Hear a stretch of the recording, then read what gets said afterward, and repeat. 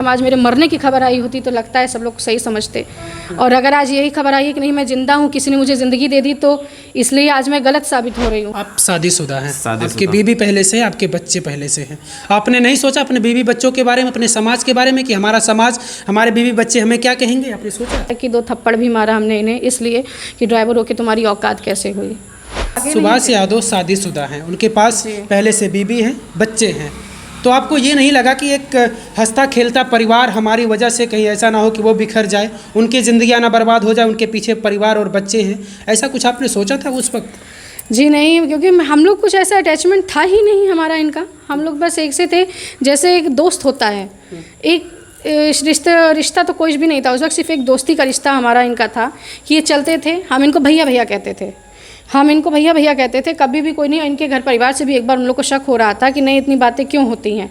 और बातें कब होने शुरू हुई, जब लक्की हमारे खिलाफ बहुत कुछ करने लगते थे, या इनसे जो भी कहने लगते थे कि नहीं आज फ़िलहाल लक्की ये करने वाले हैं, वो थोड़ा बड़बड़ है, जो भी उनको करना होता है वो बोल देते थे मुँह पर, या क्या किससे कैसे बोल रहे हैं पता नहीं है। तो उनसे जब बात होती थी, तो इनसे जब बात होने लगी तो मैं इनके पास कहा आपके साथ आज जो काफ़ी समय बिताए हैं, लग रहा है कुछ हुआ ज़रूर है। तो कह रहे हैं नहीं कुछ नहीं हुआ है, लेकिन उसके बावजूद इन्होंने मुंह नहीं खोला। और हमारी मेन वजह ये थी, हम लोग के साथ अचानक से ऐसे इसलिए हुआ क्योंकि इस वक्त एक दिन ऐसा आया कि ये लोग एकदम मेरे बर्दाश्त से बाहर हो गया। मैं रोने पर इतना मजबूर हो गई कि मुझे समझ में नहीं आया कि मैं क्या करूं। तो फिर मैंने यही सोचा कि आज मुझे वापस नहीं आना है जल मिशन से लौटकर। तो मैं वहाँ चली गई और फिर मैं पवई ब्लॉक में चल रही थी, काफ़ी यहाँ से दूर है वो। पवई ब्लॉक में गई तो एक बार और गया था मैं, दूसरे दिन वो जगह देख कर आई थी कि नहीं इस जगह को आज मुझे अपने आप को ख़त्म कर देना है। मतलब इतना सोच लिया था आपने, मतलब ऊब चुकी थी अपनी ज़िंदगी, पूरा ऊब गई थी क्योंकि कोई साथ देने वाला नहीं था। आज सबकी निगाहों में मैंने गलत किया, अगर वही गलत कदम आज मेरे मरने की खबर आई होती तो लगता है सब लोग सही समझते, और अगर आज यही खबर आई है कि नहीं मैं जिंदा हूँ, किसी ने मुझे ज़िंदगी दे दी, तो इसलिए आज मैं गलत साबित हो रही हूँ। क्यों गलत साबित हो रही हूँ? क्योंकि एक अफवाह की तरह से हमारे लिए फैलाया गया था। तो मैंने सुसाइड करने की भी कोशिश की, ये सोचा था मैंने कभी सामने नहीं लाऊंगी, लेकिन लकी उपाध्याय ने इतना मजबूर मुझे कर दिया, प्रिंस उपाध्याय जी ने, कि मुझे आप लोग के सामने सच्चाई रखनी पड़ रही है कि उस वक्त गांव में एक छोटा सा गांव था, उसी में कुआं था जिसमें थोड़ा सा पानी था ज़रूर। मैंने कहा चिल्लू भर पानी में कहते हैं इन लोग की डूबने से मौत हो ही जाती है, हम नहीं कितने बड़े। तो हम कूद गए थे, तो पता नहीं कहाँ से इनकी निगाहें तो काम कर गई। उसमें पवई ब्लॉक में हमारे पति चल रहे थे और जिस गांव में थे वो टेंट वेंट लगा रहे थे, हम उतार रहे थे, हो गया था प्रोग्राम हमारा, लास्ट प्रोग्राम वही था। तो मैंने यही सोचा था कि लास्ट प्रोग्राम को ख़त्म करने के बाद ही मैं ऐसा कोई कदम उठाऊँगी। तो मैं उसमें कूद गई और फिर मैंने कहा कि आज तो मुझे वापस नहीं जाना है। तो इनकी निगाहें पता नहीं, या इनको शक हुआ होगा या जो भी हुआ होगा, कई दिनों डिस्टर्बेंस तो हमारे थे ही, उनका व्यवहार भी वो देख रहे थे, सब कुछ देख रहे थे, तो हो सकता है इनको शक हुआ। ये हमारे पीछे गए, उसमें से निकाला इन्होंने। निकालने के बाद शायद किसी गाँव से किसी औरत की साड़ी मांग कर लाए, फिर उसके बाद हमने साड़ी बदला और फिर हम अपने घर को लौटे। और उसी दिन ये इन्होंने हमने इनसे पूछा भी, यहाँ तक कि 2 थप्पड़ भी मारा हमने इन्हें, इसलिए कि ड्राइवर होकर तुम्हारी औकात कैसे हुई। जैसे मैं ड्राइवरों को सम्मान भी नहीं देती थी, क्योंकि मेरे खुद की ट्रैवल एजेंसी है, कई ड्राइवर हमारे आवास भी रहा करते थे, और ड्राइवर हमारे पापा के पास भी 3-3 4-4 गाड़ियाँ हुआ करती थी। तो हम ड्राइवरों का सम्मान नहीं करते थे उस जगह। तो मैं कह सकती हूँ कि इन्होंने मुझे बहुत सहन भी किया है, मैंने इन्हें मारा भी है, डांटा भी है, बहुत कुछ भी इनको उल्टा सीधा बोला है, लेकिन इन्होंने सिर्फ हमारी जान की परवाह की, हमारे दुर्व्यवहार को नहीं। उसके लिए हम इनसे माफ़ी मांगेंगे सबके सामने कि नहीं उस समय हम नहीं सोचे, और कोई भी नहीं सोचेगा, क्योंकि अचानक से अगर किसी के मांग में सिंदूर भरा जाएगा या उसे जीवन दान दिया जाएगा तो एक बार नहीं सोचेगा।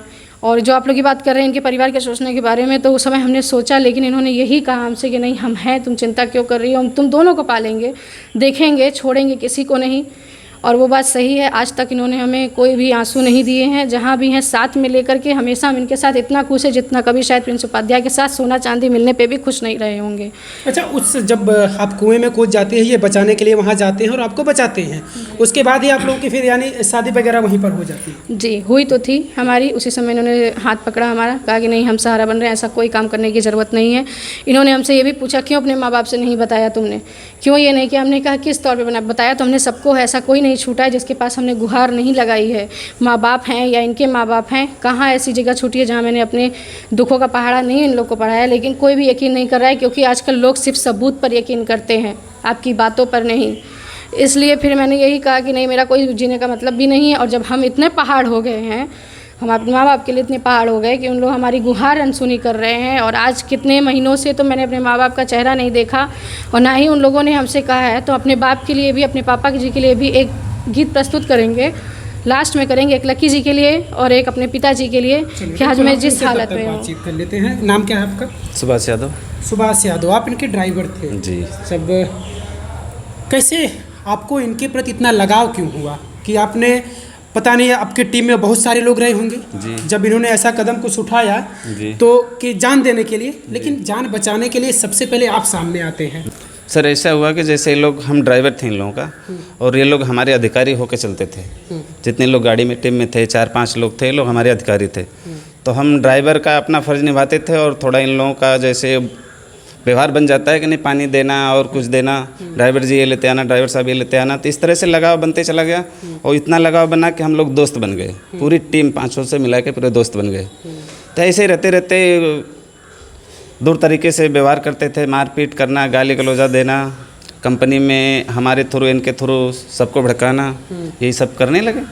तो हम उस बात को लेके इधर उधर टालते गए और फिर ये भी सोचे कि नहीं, इनको गाड़ी पर से हम उतार दें। और उतारने के बाद हम अपनी गाड़ी चेंज कर लें, दूसरी टीम बैठा लें। फिर इनके माँ बाप और लकी के माँ बाप ने बहुत गुहार लगाए कि नहीं भैया, तुम यहाँ गाड़ी लेके आते हो जाते हो तो लेके जाओ, लेके आओ इज्जत से।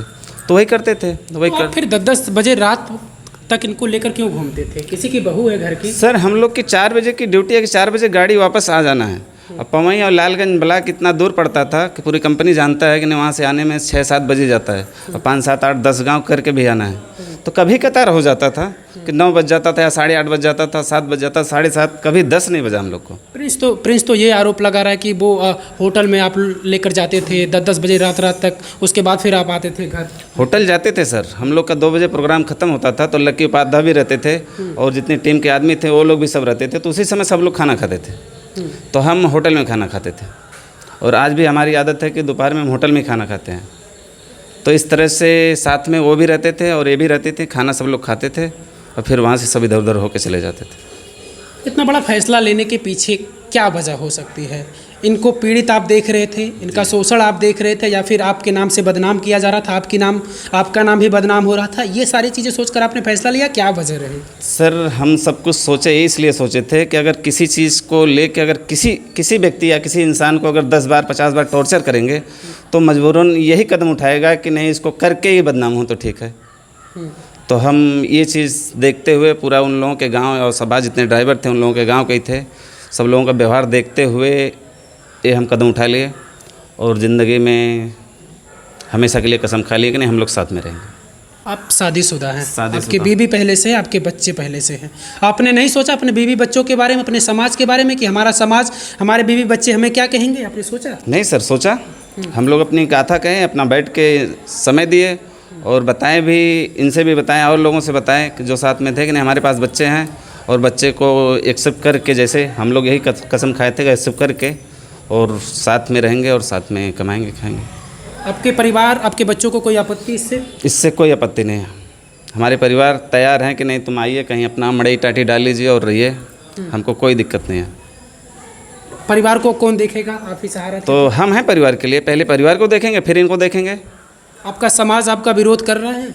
हमारा विरोध खाली हमारे जो दुश्मन हैं वही लोग कर सकते हैं, बाकी पूरे गांव और पूरा खुटौली को हम इतना बना के रखे हैं कि कोई विरोध नहीं कर सकता हमारा सामने। मुंह पीछे पीठ पीछे जो भी बुराई करें वो तो ठीक है, लेकिन इतना बना के आए हैं कि कोई हमारा सामने से कोई बुराई नहीं कर सकता। किसी के बहू के साथ ऐसा बर्ताव करते हुए आपने सोचा एक बार कि हम ऐसा कुछ कर रहे हैं, इतना बड़ा फैसला ले रहे हैं, समाज में आप देख ही रहे हैं कि क्या कुछ हो रहा है, तो आपने सोचा नहीं एक बार भी? नहीं सोचे तो सर पूरा 4 महीने हम सोचते रह गए कि नहीं अब सही हो जाएंगे, अब सही हो जाएंगे। लेकिन डेली गाड़ी में मारना पीटना, पवई ब्लॉक लास्ट था तो वहाँ हम लोग जा रहे थे, वहाँ 2-4 गाड़ियाँ भी टीम की रुकी तो वहाँ मारपीट करना, मोबाइल छीनना, हमारी भी मोबाइल लेके तोड़ दिए थे, छीन लिए थे। और फिर उसी दिन मारपीट किए थे। उसी दिन ये गाड़ी से कूद रहे थे, गाड़ी चल रही थी 40-50 की स्पीड में थे, उस समय गेट खोल के कूद रहे थे। उसके बाद भी एक बार भी हाथ नहीं लगाया कि नहीं उसको रोक लें, बचा लें। और फिर वहाँ गांव में जाने के बाद इनको ऐसा कुछ दिखा या क्या इनके मन में आया तो इनको कुआं दिखा, कुएं में जाके कूद गई। और हमारा निगाह हमेशा सब पे रहता था कि कौन कहाँ जा रहा है, कौन क्या कर रहा है। तो हमारी निगाहें पड़ी तो हम भी आगे पीछे नहीं देखे, उस समय कूद गए। जो भी हुआ उसमें जाके हम लोग कुआं में अपना फैसला कर लिए कि नहीं आप बाहर निकलिए, जो होगा हम देख लेंगे। तो वहीं से हम लोग कसम खा लिए कि साथ में रहेंगे और परिवार के साथ में रहेंगे। आपके सामने इनके साथ सब कुछ होता रहा, आपको दया है इनके प्रति, फिर आप लोगों के बीच लगाव हुआ और लगाव इतना हो गया धीरे धीरे कि आप लोग एक हो गए। अगर भविष्य में आप ड्राइवर का ही काम करते हैं, काम ड्राइवर का ही करते हैं आप, अगर भविष्य में इस तरीके के मौके फिर कभी आए कि किसी और के साथ कोई पीड़ित महिला हो, कोई पीड़ित लड़की हो, जिसके साथ वो शोषण हो रहा, वो भी परेशान हो, वो आपको अपना समझकर ये कहे कि मैं बहुत परेशान हूँ, तो क्या माना जाए कि सुभाष यादव फिर से किसी और बीबी को अपना लेंगे, किसी और बहू को अपना लेंगे? नहीं सर, ऐसा नहीं होगा, क्योंकि हमारे भाई साहब थे, जो हमारे भाई साहब थे, उनकी बीवी हमारी जो हमारे साथ रखे गए वो भाभी लगते हैं। 2 बच्चे उनके हमारे भैया जी के हैं, 2 बच्चे हमारे हैं। तो उन लोगों को जिम्मा लिए थे कि नहीं हम तुम लोगों को पार करेंगे। इस तरह की हमारी कोई शादी या वगैरह उस तरह से कोई हुआ नहीं था। तो हमारा भी मन था कि अपने मर्ज़ी से हम अपना वो बनाएं, प्यार करें या किसी से इजहार करें। तो इस तरह से हमारे अंदर पहले से ही रहता था। तो हम बच्चों को देख के भूल जाते हैं। जैसे ये नहीं होता, बच्चा अपना बहुत प्यारा होता है, दूसरे की बीवी भी बहुत प्यारी लगती है। तो ये सब हमारे अंदर भावना नहीं था। लेकिन भावना इसलिए बदल गया कि इनके ऊपर इतना टार्चर किया जा रहा था, इतना टार्चर करता था, को बर्दाश्त नहीं होता था। वही चीज़ें हमने सवाल किया कि अगर किसी और महिला के साथ इस तरीके की चीज़ें हो रही तो क्या सुभाष यादव फिर से तैयार हो जाएंगे, किसी और पत्नी को लाने के लिए तैयार हो जाएंगे, किसी और की बहू को, किसी और की बेटी को? कभी नहीं ऐसा हो सकता। कैसे माना जाए? सुभाष यादव ने इतना बड़ा फैसला किया इनको पीड़ित देखकर, तो फिर कैसे माना जाए कि सुभाष यादव का नीयत फिर से नहीं बदलेगा? इसलिए कि कह रहे हैं कि सर कि हमारी जो भी गलती है पहली गलती है। हमारी एज जो कहते हैं कि 40-45 साल है, तो हमारा आधार कार्ड देख लीजिए और हमारी मम्मी पापा हैं उनसे जाके पूछ लीजिए। हमारी एज इस समय 32 साल है। हमारी एज इस समय 32 साल की एज है और हमको बदनाम किए हैं कि नहीं आपकी एज 40-45 हो तो ठीक है। और जो बच्चे हमारे बताते हैं कि एक 25 साल का, एक 20 साल का है, तो हमारी जो भैया की बच्ची है वो 21 साल की है और एक जो छोटी है वो 15 साल की है और जो एक हमारा लड़का है वो लमसम 11 साल का होगा और एक विकलांग लड़की है, होगी 5 साल की। यही होगी, यही परिवार है हमारा और माँ है। हम उन लोगों को देखते हुए और इनको भी देखते हुए, सबको देखते हुए हम एक्सेप्ट कर लिए कि नहीं हम साथ में ही रहेंगे और साथ में झेल लेंगे सबको।